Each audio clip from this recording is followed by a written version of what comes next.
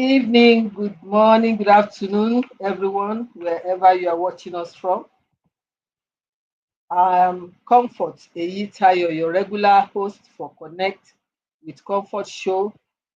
On this program, we aim to add value to people and business enterprise as well as personal growth. Each show is organized to feature special guests who helps us to share more insight on the topic of the day. I'm glad you're able to join us today. You are most welcome. Our topic for today is a very important one, and that is digital fortress, protecting your business in the age of cyber threats. I'm sure you all agree with me that this is a very important topic in the interest of our businesses. This topic is important because we live in a world where businesses thrive on digital connectivity, from financial transactions to customer data management. Technology has become the backbone of modern enterprise. Nevertheless, with everything good also come the bad or the ugly side. So to this extent, this usefulness comes with great responsibility and even greater risk. Cyber threats are evolving at an alarming rate, targeting businesses of all sizes, and that's why we're treating it here. It's not only for big businesses, industries, and sectors, and if I may add, even individuals. Data breaches, ransomware attacks, phishing schemes, and much more. These are not just abstract dangers, they are very real, also costly, and capable of crippling businesses overnight. It is that bad. The question is no longer if a business will face a cyber threat. It is more of when. So if we say if it is more of when, it means it surely can happen. And more importantly, is to now think, how prepared are we should the unexpected happen? How prepared are we to withstand such attack if it comes? It is not enough for us, like we say in Nigeria, it's not my portion. And that is why it is necessary for us to build digital fortress that is strong, resilient, and adaptive cybersecurity frameworks to help prevent the kind of risk that can take us out of business. So today, we intend to explore the strategies, tools, and best practices that can help businesses safeguard their digital assets, protect their customers' trust, and ensure business continuity in an increasingly hostile cyber environment. So once again, I would like to say thank you for joining us. Please remain connected while we go on a short break. We'll be right back.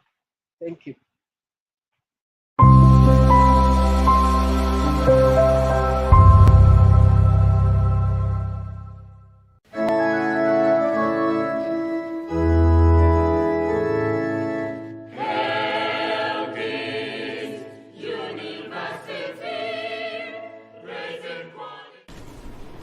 graduates or graduates? Why gives your life a design to follow? Why do you do what you do? Why are you existing?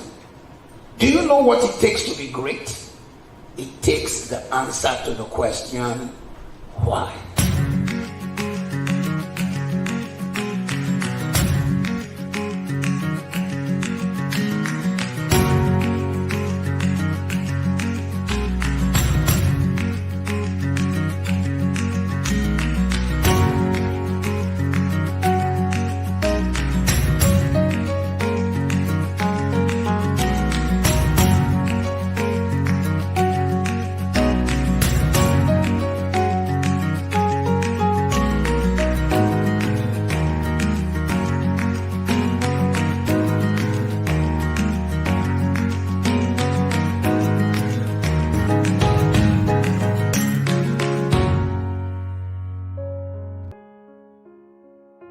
Hello, everyone. Welcome. You are most welcome back. Our guest is already in the house. You kindly put on your video Adedolapo so that they can see you. He has Hello. been with us from the beginning of the show, and this is the time to bring him in and welcome him. But before we welcome him proper, I would like to give us a brief bios about him so that we know the important guest that we have in the house today. Our guest today is Dr. Adedolapo Akindehin, Head IT and Cybersecurity Compliance. Adedolapo Akindehin is Head of IT and Cybersecurity Compliance in a Tier 1 bank, and that means the first grade bank, if we call it like that. So we have grade A, we have grade B. So first tier bank. Before his current role, he was the head of cyber security governance and compliance stroke deputy CISO. He has led and implemented so many important aspects of cyber stroke cloud security. There are some names here like ISO/IES. I want to save you from that. So that's why I just said so many. There are many like that. And he has conducted audits on data protection, NDPA, and PCI DSS assessments for organizations. He is a fellow of the Institute of Chartered Accountants of Nigeria, so he's my colleague, and a fellow of the Institute of Management Consultants Nigeria, IMC, I beg your pardon. He has seamlessly, effectively, and efficiently worked in teams and has led teams to perform various IS audits. I want to believe that's information systems audit, cybersecurity training, governance risk and compliance, as well as forensic investigation, vulnerability assessment and penetration testing for organizations within and outside Nigeria.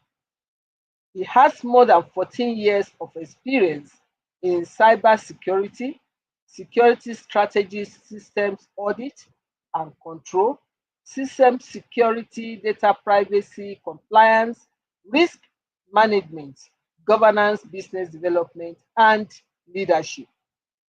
Adedolapo has led knowledge sharing training, masterclass, and mentorship sessions in Nigeria and around the world for more than 2,000 people on topics such as cybersecurity, data protection, and privacy. His bios is very long word. I'm trying to abridge, but just importantly for us to appreciate the pedigree of our special guest today. He has won many laurels, awards, and recognition, which include Cybersecurity Leader of the Year 2024. TechNet Dubai gave him that. Then top 25 cybersecurity star of the year 2023, I think by Digital Confex New Delhi. Then outstanding cybersecurity professional of the year, Cybersecurity Champion 2023, Award of Excellence in Cybersecurity 2022. I could go on and on, but this is sufficient for us to know we are in good hands on this very important topic. So please let's make the best of this session, because we have the right experts in the house so that we can get the right benefit. Thank you very much for joining us once again. So please join me in making welcome Dr. Adedolapo Akindehin. Akindehin, sorry. Thank you very much. Thank you.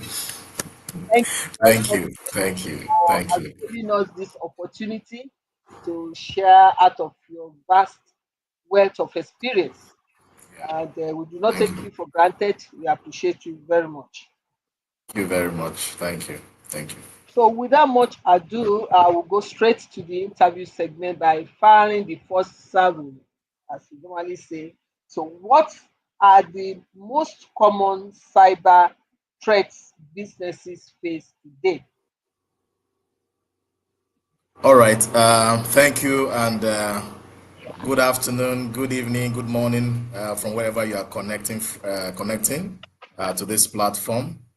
So cybersecurity has evolved over the years, and in fact, the host has given us a background as to what constitutes the cybersecurity landscape.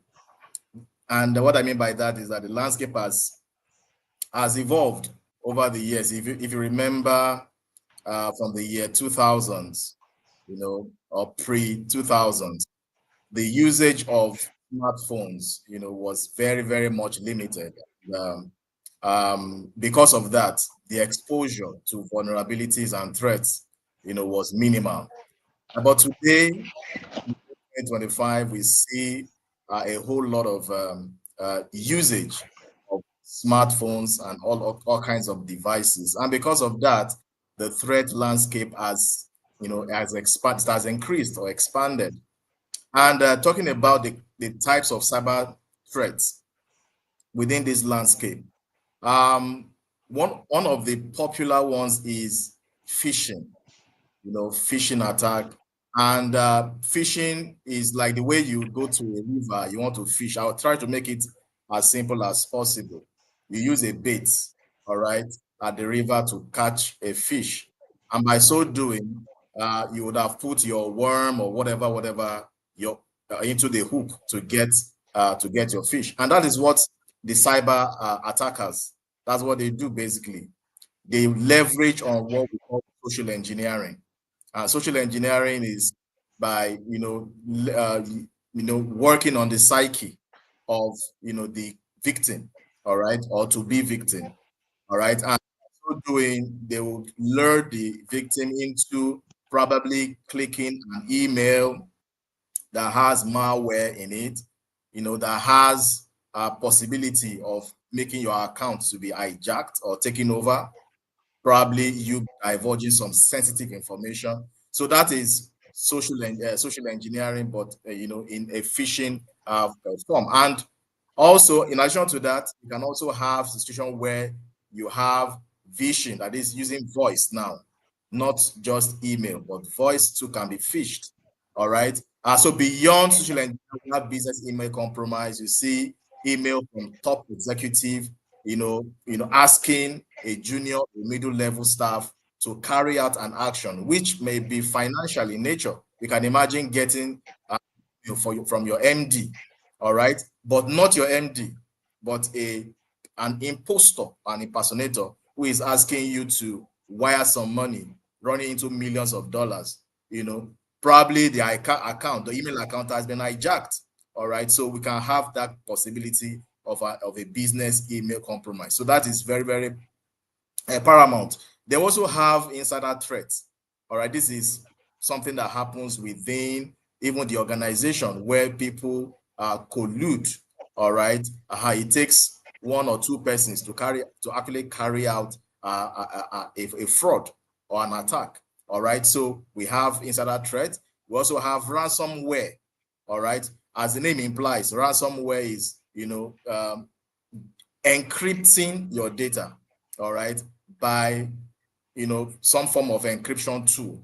All right, and when that is done, they will now ask you to make some payments before your file, and that file may be sensitive, and that's why it's important that when you identify the criticality of your data, all right, you need to take cognizance of what are my data assets. All right, and when we have that, you carry out your risk assessment, identify the crown jewels within your organization. All right, you can't have sensitive data and you don't have backup. All right, so we need to take note of that. So, and again, they can ask you to now make payments, and even after making payment, the data is not decrypted for you to get access to them. So it's a 50-50 chance. Then we also have supply chain attack. All right, where it is vendor based and all of that. So you see possibility of you buying a device, and within that device there is a Trojan or a malware embedded in it, which has a possibility of reading some sensitive files and customer information. So we need to take note of that. And today we talk about AI, artificial intelligence. So we also have AI driven attacks and deepfake scams. In fact, one happened this month. It's called DeepSeek. All right, so DeepSeek is a Chinese technology firm, close to what OpenAI does. That's a ChatGPT. All right, and what happened basically was that data was exposed. Data such as chat logs, your API keys, username, and passwords of users, were exposed. All right, and so the landscape keeps evolving, and the reason for that basically is because businesses are impatient. We want to go too quick to the market. We have competitors without doing adequate security assessment or hardening. So let me just stop here. I can go on and on and on and tell us, the various kind of cyber threats that we have. Thank you. It's understandable when you have the expert. It'll be like telling story. In fact, you bring us so many information. I hope our audience are getting grasp of this. Thank you very much. You have not left anyone in doubt what cyber threats involve. Thank you for that detailed answer. So I would ask, what are the financial and reputational costs of cyber breaches for businesses?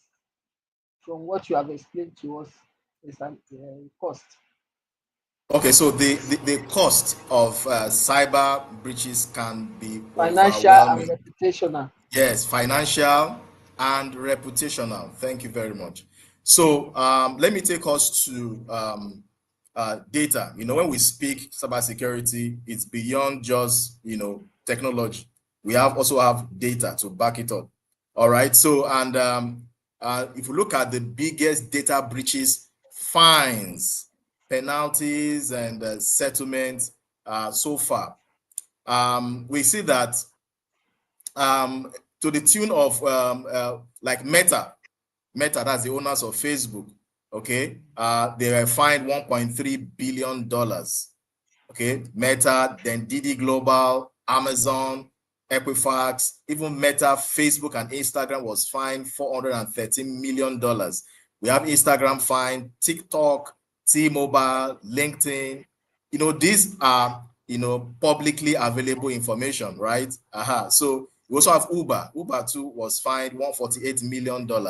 So you see, beyond just financial, having your organization name, there as it brings about trust or mistrust between yourself and your customer. If I log into this, if I do business or partner with this organization, I hope my data will not be exposed.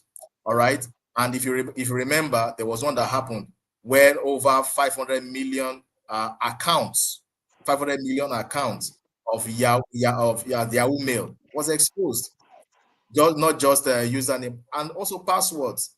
All right, so it can be overwhelming. It can be overwhelming, financial and reputational. All right, and in fact, and a total of 4.4 billion, all right, dollars, all right, constitutes the total amount of what top organizations have been fined so far. You can imagine, or you can imagine how much that would have done in investing in some other areas that can improve our ecosystem. But today we see that has been lost to cyber attacks. All right. So it's not just financial, but let's look at the kind of image that it portrays to the public. All right. So it can be devastating. Thank you very much. We just have a contribution in form of question from one of our online audience, a regular follower of our show, Taiwo Oju from Abuja. She's asking, kindly elaborate on what exactly happened last year, July, worldwide attack that affected airlines, banks, etc. All right, thank you, Taiwo, for that question. So that is referring to CrowdStrike. All right, CrowdStrike is an EDR kind of solution. All right, that's your endpoint detection and response solution. So what happens basically was that the customers or the clients that make use of that solution, all right, the organization itself, all right, that's CrowdStrike, they did what I call a security update or patch. All right. And because of that, there were some operating systems, all right, that were not compatible with that upgrade. And that led to what we call the blue screen. So blue screens were just everywhere, in client sites. All right. So, but again, they were able to fix that problem.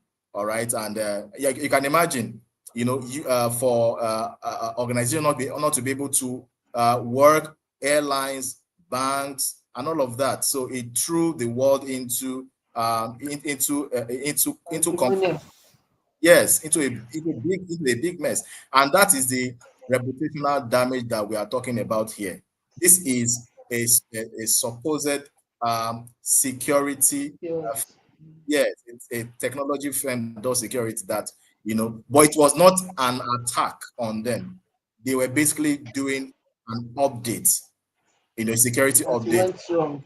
Okay. Yes, which brought about incompatibility with operating systems.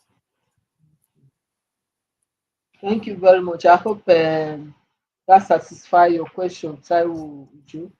And I think when we are talking of reputational damage or cost, and that's why some people, even when banks are attacked, they hardly say it out in order not to get people to panic, in order not to get customers to start taking their businesses elsewhere. So it has a huge reputational, both financial and reputational cost. Thank you very much for responding to that. Then the when we are talking of building a digital fortress, of course, we have been told why we need to do that so that we don't wake up one day our business has gone under. What fundamental cybersecurity measures should every business implement, having understood that it's not only big businesses that can suffer cyber attack? All right, thank you very much for that. You said something very profound, and I would like to say it in another way. All right, in cybersecurity, we say something. We say one, that we are only as strong as the weakest link. Link. All right, so if we have from the top management to the guy that stays at the gate, it's important that everyone understands that security is his or our responsibility. All right. And it's just a matter of time. That was exactly what you said. That is just a matter of time. All right. You can have a vulnerability in your organization that may not be exploitable now. It does not mean that it cannot be exploited in coming years. It's just a time bomb waiting for it to be exploited. All right. Yeah. So talking about digital fortress and how we can, so there are a whole lot of ways through which we can build a digital fortress. Fundamentally, governance is very important.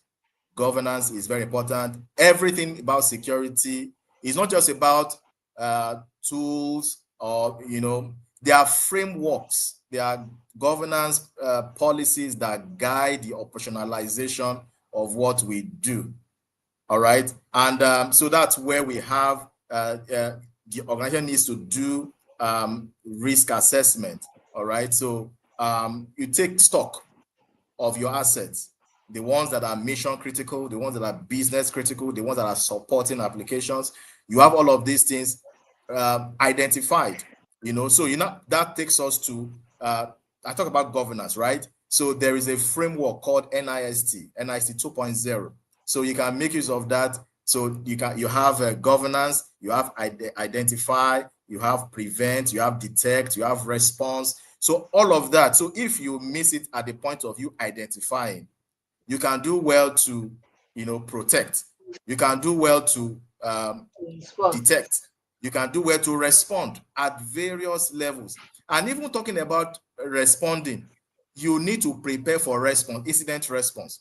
It is not when the incident happens that you now say you want to respond. You need to do series of, yes. So you need to do series of drills to ensure that your response is on point.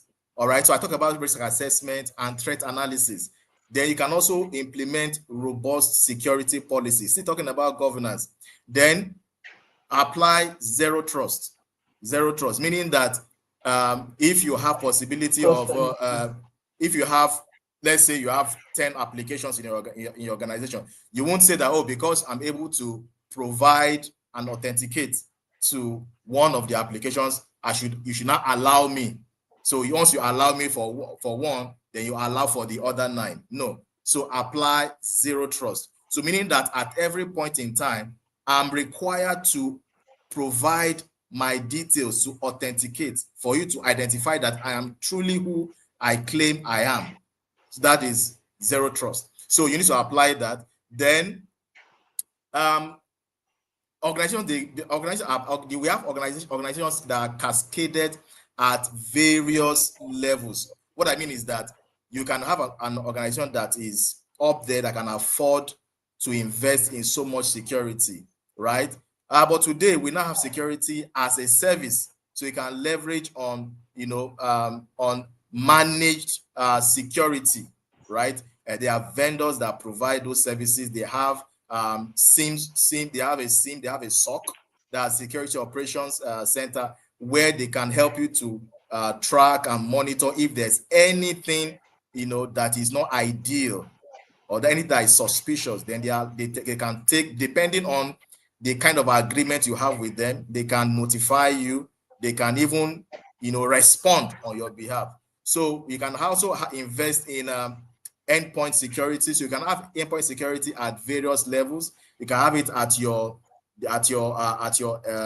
systems. That's your clients and your servers, your databases, your network.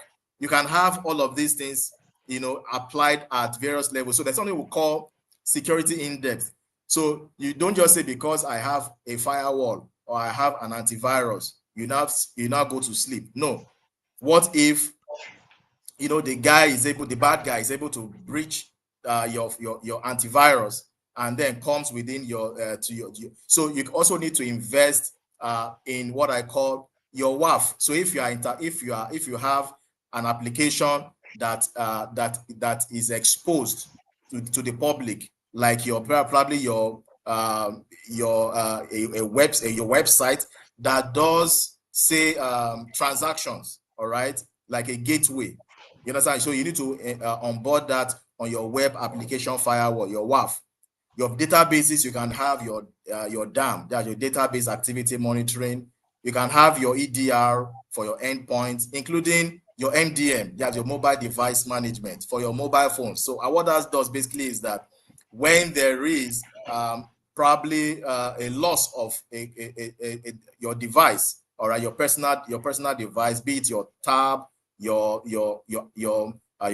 tablet or your personal laptop, the data of the organization can be wiped off remotely. So that is what endpoint security does. Then I talk about backup too. It's important that we have backup. All right, backup for cases of disaster recovery, business continuity. It's important so that when data is lost, you have a backup somewhere that you can fall back to. So, and you also need to have a strategy, a backup strategy. How often you want to be taking backup and all of that. So I can go on and on and on to tell us different ways, and of course, incident response. Then don't forget awareness, security awareness. This one has to be done regularly. You need to sensitize your staff as to what they need to do, not connecting to a public Wi-Fi. You don't just go to a mall and then you want to do banking transaction and then you are connecting to a public Wi-Fi. You know, it's possible that your credentials as you are logging into your banking application can actually be exposed. Yes, it can be exposed. And what the attacker just needs to do is to get some other things, you know, to other factors that can enable him to log into your application. All right, and so that basically is those are the ways through which we can build resilience or fortress or digital fortress. Thank you very much. We have a contribution from Dr. Akindehin from Abuja. Given the frequency and severity of hackers' activities, should organizations be encouraged to employ ethical hackers to reinforce their firewalls? Okay, very good question there. Thank you, Abel. In a typical security team, all right, I'm a governance, risk, and compliance person, so I work with these guys, all right. And what I've come to realize is that we have security at various levels. Okay, you have the guys that are we have the blue team. Let me call them the blue team. And blue team plays defense. So that's where you have your security operations. They are monitoring. All right. You now have the guys we call them the red team. The red team, they are the ones that they try to do is that they try to simulate attacks. All right, to see whether they can they are actually not bad guys. All right, but you employ them, all right, to be able to test whether there is any check vulnerability. all possibilities. Yeah, Exactly. So that thing that the bad guy is doing from outside, let's also do it. You can also do it from within the network. You can also do it from outside the network. So there's something we call reconnaissance. You can do reconnaissance to see ways, you know, of you bypassing, of getting credentials. Red team. So you simulate attacks to break into the system. And when you have that, all right, you report it, all right, to the guys that will fix or remediate those vulnerabilities. All right, so it's important. You don't just have guys that will be doing monitoring alone.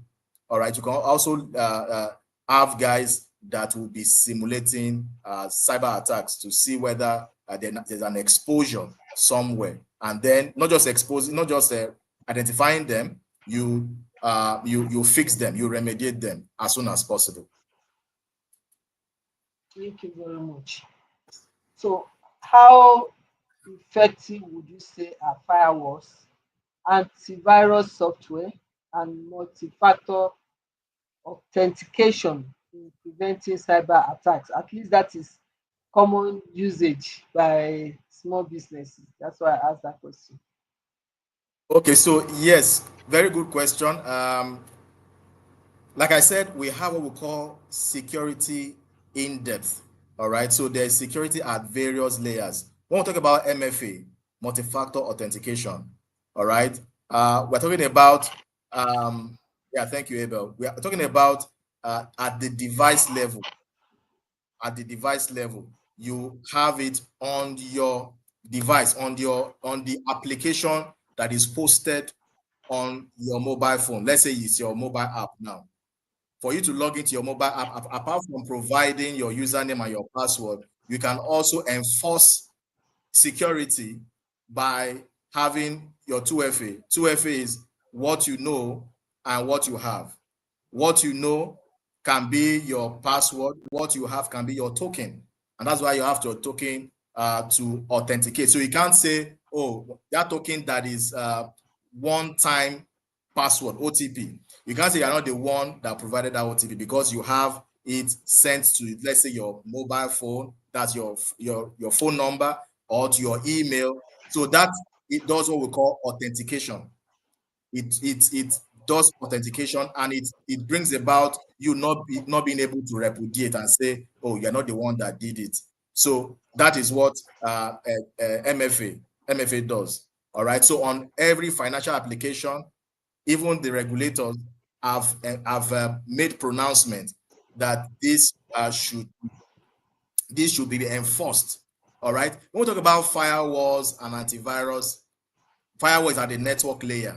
When we look at the OSI layer, all right, firewall is at that layer of security. So you can have your firewall at various segments of your network. All right. You can have it at your DMZ. You can have it at various segments.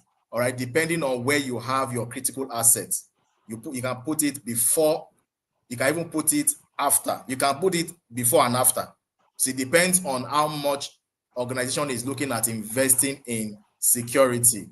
Antivirus, of course, that looks at it looks at viruses, it looks at malware and all of that. So that also helps. All right, that also helps. We have a lot of, and of course, let's also be careful in subscribing to some antiviruses. All right, because some antiviruses can actually be Trojans themselves. All right, so we have some reputable AVs that we can subscribe to. It can even come at a cost monthly or annually. So so we can have all of these things depending on the budget, on the security budget of your organization, which still rests on governance. Okay, thank you. Obviously, from all this, we constantly throw out the possibility of cost in what we are talking about. So, how can businesses balance cybersecurity investment with other operational costs? Because I know this will be very important for small businesses. Yes, they also need to protect, but the finance is a challenge. So, how do they balance investments in Okay, cybersecurity? so yeah, so thank you for that question. And I've been in series of in some meetings where you are defending your security budget, right? And you have to be able to prove what your security initiatives, what they've been able to save in terms of cost savings now, or incidents that would have happened that those security initiatives prevented from happening. If you cannot do that, it will be difficult, to ask for more from top management, from the board. All right. So talking about balancing, all right. If I will call, we have three pillars of security. We have confidentiality, integrity, and availability. When we talk about confidentiality, of course, we're talking about protection, okay, from unauthorized users. If this if we are hosting our application to our customers, of course, a non-customer or a fraudster should not be able to log in, to that application. Okay, meaning that that person is an unauthorized user. That is one part of security. Then integrity. What about integrity? We're talking about the fact that data must remain, the way it is. It must not be modifiable if there is no change, whether by the system or by the customer themselves. All right. So it has to remain like that. Just imagine that you didn't do any transaction, all right, in your bank, and then you are seeing that, oh, you used to have 2 million, and you are beginning to see 500,000. You didn't do transaction. That is an integrity issue. All right. Even if it is a smaller amount, it's still an integrity issue. If it is not a bank charge, is a data integrity issue. The last one, which is availability, is that the system should be available at every point in time when it needs to be used. Just imagine that you have your website, and then it is not accessible, to your customers. All right. So balancing these three pillars of security is a whole lot, and it comes with you having some dialogue with the business. All right. So I've been in a situation where you have to discuss, you have to, with the business, because the business wants their product or their platforms to go live. But you, as a security person, they say, oh, you don't go like that. You have to, enforce. You have to enforce MFA or 2FA on this. We say, no, we don't want that. We want customer convenience. Today we talk about customer satisfaction, customer experience, and all of that. So how do you balance these two things? All right. So we need to look at what is financial, the impact. Before you can do that, you need to conduct what we call an impact assessment. All right, a risk assessment or a data protection impact assessment, DPIA. So when you do that, what is the impact of we having a data breach? So if we have a data breach, what is the cost? Today, if there is a breach, all right, as long as you have more than 10,000 data subjects, you are required by the NDPC, the Nigeria Data Protection Commission, to file returns, if there is a data breach, and you can actually be fined 2%, all right, of your annual turnover. 2%. You can imagine if you make millions or billions of naira, and then you are sanctioned 2% of your annual turnover. All right. So the cost can actually be more if you don't invest in security. So it's a discussion that we need to have at the board with the business, on letting them know the importance of investing in security. Thank you.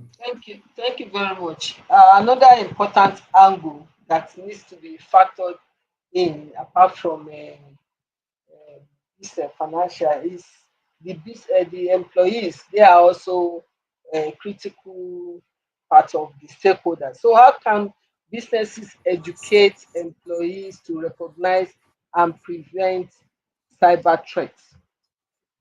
Okay, very, very good question.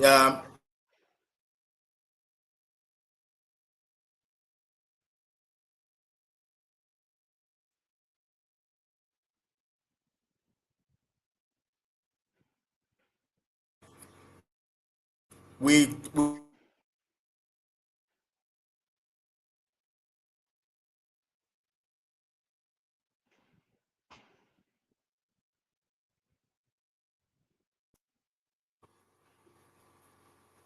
It's like there's are you back? Yes, I'm back. I'm back. Yes. Okay. My apologies. So No problem.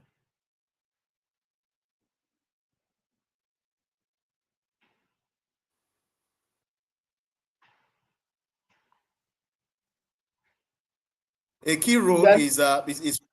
yes, thank you very much. So an organization has a key role to play in sensitizing their staff. All right. And this can be done on a monthly basis. All right. So you can have trainings as well, and not just the low level or the middle level management. We also need to have it for the board. All right, for the execs. They also need to be aware, of their role, because it is not just the responsibility of the information security team or department. It is everybody's responsibility. I talked about the fact that we are only as strong as the weakest link. If you have a chain and then you have just a connector in between that is broken, that means that we are still vulnerable. Okay, we can still be attacked. All right, it is everyone's responsibility. You can imagine the security guy at the gate. All right, he also plays a key role, Yeah. in terms of physical security. All right, you can imagine a staff that closes from work and then didn't close the door. All right, the door does not close on its own. And in the building, within the confine of that room, there are documents, there are files that should not be exposed. All right. So you have a situation where documents that are confidential or that are tagged internal, and then you are not shredding them properly. All right. So situation like that can expose. You have signature. You have things like that. That can expose the organization. All right. So it is everybody's response. Everyone has a key role to play, and the only time that they can know, all right, is not just letting them know once and then we go back to sleep. It's something that we need to keep reminding them. Continuously, Yeah, it's a continuum. We need to keep reminding them. We need to have a framework for security awareness and training, monthly, quarterly, things like that. It's something that we need to, and we need to also do what we call simulation.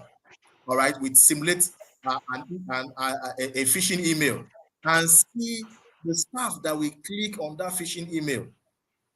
All right, and that is how we know whether the those security, who are complying or not. yes, whether they are complying or not. We simulate it, and for those that click on the phishing mail, we send them to go and do training or immediately. All right, and you have to pass that training. If you don't pass the training, we send you to go and do another training. We train you until you pass the exam or until you pass the test. Yes. So it's something that we need to keep reminding them. Yes. Thank you very much. We need to take the contribution from Adefemi Ononuga. It goes that the use of AI tools in business have become mainstream, but require responsible and careful considerations. What do you advise as best practices due to potential risk that may occur? I think he has another question. Let's take that one first. Let's Okay. take that first. Okay. So so the use of AI, it's something that is becoming more prevalent. All right, in today's technology. All right. So we can't say, oh, we are not going to adopt AI. It has basically come to stay. AI and robotics, whether we like it or not. And and even that our national government is looking at putting in place a strategy, all right, to manage AI adoption. All right, so yes, we have the open AI, we have the DeepSeek and all of that, and we have well over so many other open source AI tools, that are being adopted, are being used, but of course it comes with risk. It comes with risk. All right, and it would be unfair on my own part to say, oh, we should not make use of them. No, we cannot, but it has to be done. You need to situate things properly. What we are using the AI for. All right, what are we using the AI for? It's important that we do that, Exactly. Like, for example, you have your chatbot. Your chatbot leverages on AI technology. All right. So there are some other applications that you use within your organization that leverage, like for example, your if you have a behavioral monitoring solution that tries to understand the nature or the pattern of of a customer's transaction, for example. It's monitoring your behavior. It's called it uses machine learning, right? So it has its own pros. All right, it has its own pros. All right. So you can't, because you want to prevent fraud or cyber attacks, and then you will not allow customers to do their transaction. Of course, you allow them, but you now build a system in place that is able to monitor the pattern of that customer's transaction. All right. When that is done, it helps you to know, okay, when something is out of norm, then what do? You detect it, you block it. So in fact, what companies are doing today, organizations are doing today, is that we are now putting the power of verification in the hand of the customer. All right. But what I mean by that is that instead of me as a back-end staff, all right, responding on your behalf, you have your SDK that is embedded within your APK, the APK of, let's say, your mobile application. Now, at the point of you authenticating your transaction, it does some sort of background check to confirm that it does. Take the next question. Okay. All right, so it does digital authentication to confirm that you are the one doing that transaction. So it's all AI, it's all artificial intelligence and machine learning, but we also need to be very careful and disciplined as to its usage. Thank you. Okay, just in 1 second, can you answer the second question, which is more effective in ensuring cyber hygiene in an organization: security awareness training or disciplinary action? Which is more effective? Just 1 second. Wow. As a governance person, security awareness. So you can have it in layers. All right. You can have it in layers. If you can have your security awareness. If you can also do like a report and see, okay, who are the staff that are defaulting in the last 6 months, the last 1 year. If there's this particular person that keeps defaulting, then you cannot apply sanctions. You can apply warning. You can apply first warning, second warning. Those are the different actions that can be applied. All right. Which one is more effective? Which one is more effective? More between the two? effective. I think it's a sanction. If people are not sanctioned, they don't comply. Okay, we're depending on the client. In some places, it Exactly, will be exactly, awareness, but I exactly. understand. But I understand your answer. we will keep From reminding them, yes, of yes, the importance. from our Yes. own client, you have to weed the stick. Thank you very much. While we're on, we have some regular joining us, and some new people. We have Eunice joined us. Dr. Asein, that also contributed, joined us from Abuja. We have Emmanuel Thank you. Onoja, who's also a colleague of ours, joined us. Taiwo Ojo, part of the regular, joined us, as well as Adefemi Ononga, who asked the question. They all joined us. Thank you very much, Professor Noja. Thank you for joining, Dr. Asein. Thank you very much. I want to seize this opportunity to appreciate you. In fact, I've not gone half of my question, understandably, because I couldn't really stop you. You are just dishing the right stuff for us, and that's what we want. We want knowledge.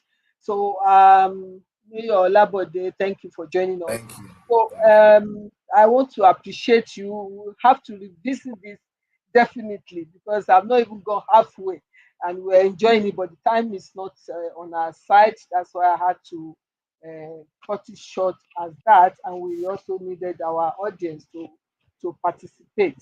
Thank you very much, Dr. Adedolapo. You've been Thank so you. wonderful. You've shared great insights with us today, and we appreciate you.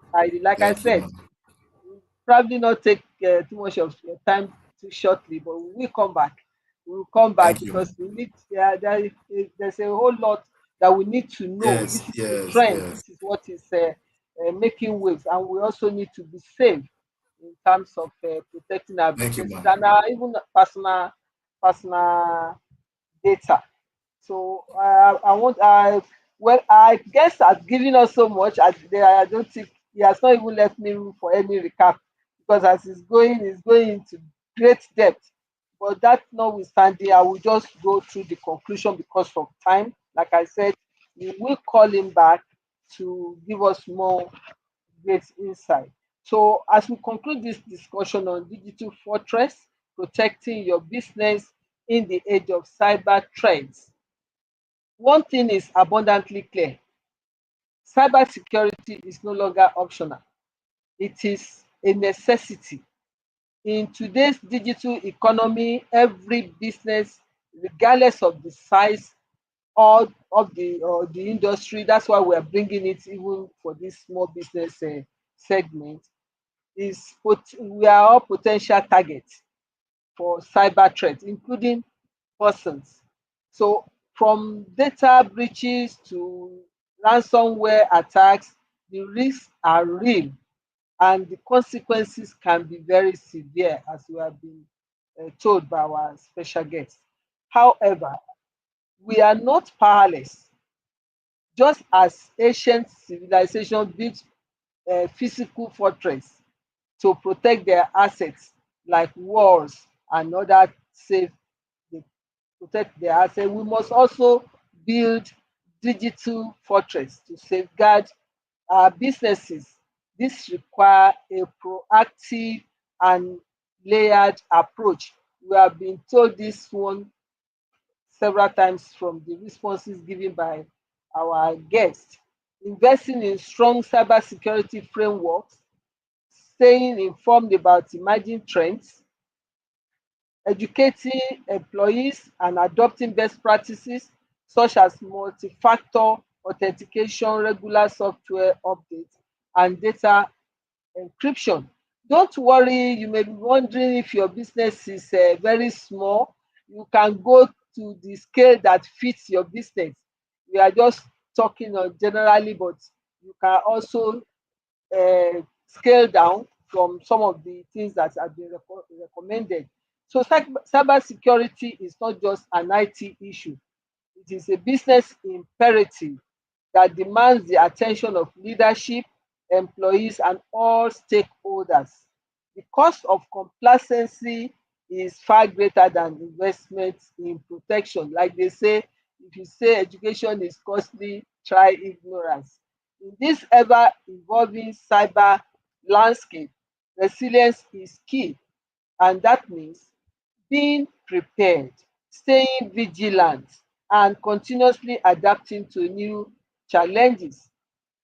Let us live here today with a renewed commitment to fortifying our digital walls, safeguarding sensitive information, and ensuring that our businesses remain secure, resilient, and future proof in the face of cyber threats.